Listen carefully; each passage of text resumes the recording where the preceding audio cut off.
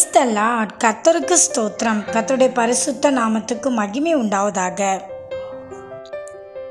இந்த நாளுக்காக எடுத்துக்கொள்ளப்பட்ட வேத வசனம் சங்கீதம் 116 12வது வசனம். கர்த்தர் எனக்கு செய்த எல்லா உபகாரங்களுக்காகவும் அவருக்கு எண்ணத்தை செலுத்துவேன். ஆமென். இதை பார்த்து கொண்டிருக்கிற பிரியமான சகோதர சகோதரிகளே, தாவீது ராஜா சொல்கிற வார்த்தையை பார்த்தீங்களா? எத்தனையோ நன்மைகளை கர்த்தரிடத்திலிருந்து நாம் பெற்றுக்கொண்டோம், கர்த்தருக்கு நாம் எண்ணத்தை செலுத்துவோம் என்று தாவீது பக்தன் சொல்லுகிறார். அதற்கு கீழே ஒரு வசனத்தில் சொல்லுகிறாரு, 17வது வசனத்தை பாருங்கள்.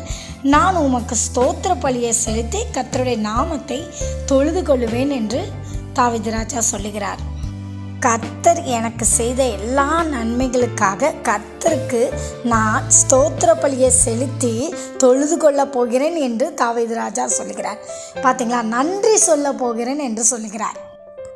பொதுவாக இந்த உலகத்தில் யாராச்சும் மனிதர்கள் நமக்கு நன்மை செய்தால் நம்ம என்ன சொல்கிறோம்? தேங்க்ஸ் அப்படின்னு சொல்கிறோம், நன்றி சொல்கிறோம், அப்படி தானே? அதை விட கர்த்தர் பார்த்திங்க, நமக்கு இன்றைக்கி நம்ம ஜீவனோடு இருப்பதே கர்த்தருடைய கிருபை தான்.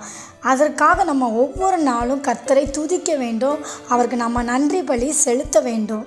ஸ்தோத்திர பலியிடுகிறவன் என்னை மகிமைப்படுத்துகிறான் என்று வேதம் சொல்லியிருக்கிறது. ஆகவே நாம் கர்த்தர் செய்த நன்மைகளை சொல்லி சொல்லி ஸ்தோத்திரம் செலுத்தும் போது கர்த்தர் மகிமைப்படுவார். அவர் மகிமைப்படும் போது என் நாமத்தை பிரஸ்தாபப்படுத்தும் எந்த ஸ்தானத்திலே நான் வந்து உங்களை ஆசீர்வதிப்பேன் என்று வாக்கு கொடுத்திருக்கிறார். அப்போ அவர் மகிமைப்படுத்தும் போது கர்த்தர் வந்து உங்களை ஆசீர்வதிப்பார். ஆமென். தேவன் தாமே உங்களை ஆசீர்வதிப்பாராக.